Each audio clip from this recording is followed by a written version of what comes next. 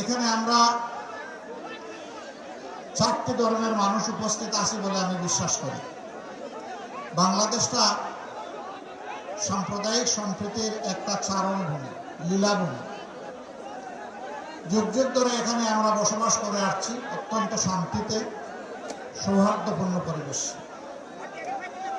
কিন্তু একদল মতলববাজ মতলব হাসিল করার জন্য মাঝে মধ্যে কিছু দুষ্টামি করে।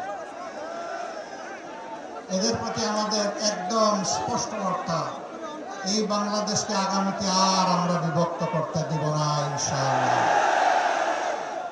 এরা জাতিকে বিভক্ত করে, জাতির মধ্যে হিংসা প্রতিহিংসা জেদ সৃষ্টি করে, জাতিকে পরস্পরের বিরুদ্ধে লাগিয়ে এরা জাতির সম্পদ চুরি করেছে, ডাকাতি করেছে, লুণ্ঠন করেছে, মানুষের উপর ফ্যাসিবাদ দফায় দফায় চাপিয়ে দিয়েছে।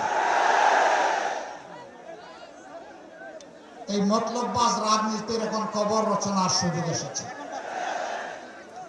12 তারিখের এই নির্বাচন কোনো সাধারণ নির্বাচন না।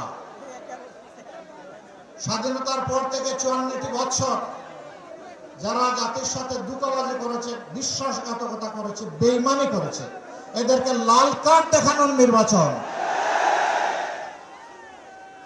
এই নির্বাচনে এদেরকে বলতে হবে এনাফ ইজ এনাফ, অনেক হয়েছে, এখন রাজনীতির ময়দান থেকে সরে যাও।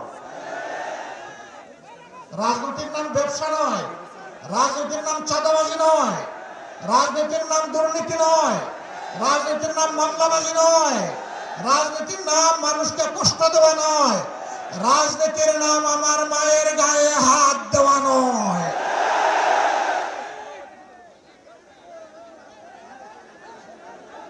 এই অপরাজনীতির অবসান আমরা ঘটাবো ইনশাআল্লাহ।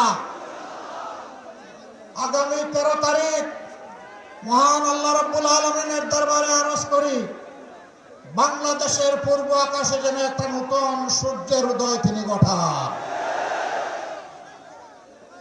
12 তারিখ নির্ধারণ করে দিবে ইনশাআল্লাহ 13 তারিখের সূর্যের, নতুন সূর্যের ভাগ্য। আমরা যৌবন এবং তারুণ্য দীপ্ত একটা বাংলাদেশ গড়তে চাই। তরুণরা প্রস্তুত? প্রস্তুত? প্রস্তুত?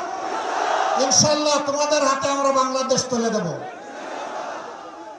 সেই বাংলাদেশকে তোমরা তোমাদের মেধা, যোগ্যতা, ভালোবাসা, শ্রদ্ধা দিয়ে তোমরা গড়ে তুলবে ইনশাআল্লাহ। তোমাদের বুকে থাকবে সীমাহীন দেশপ্রেম। কারো কোনো চক্রাঙ্গানিকে তোমরা পাত্তা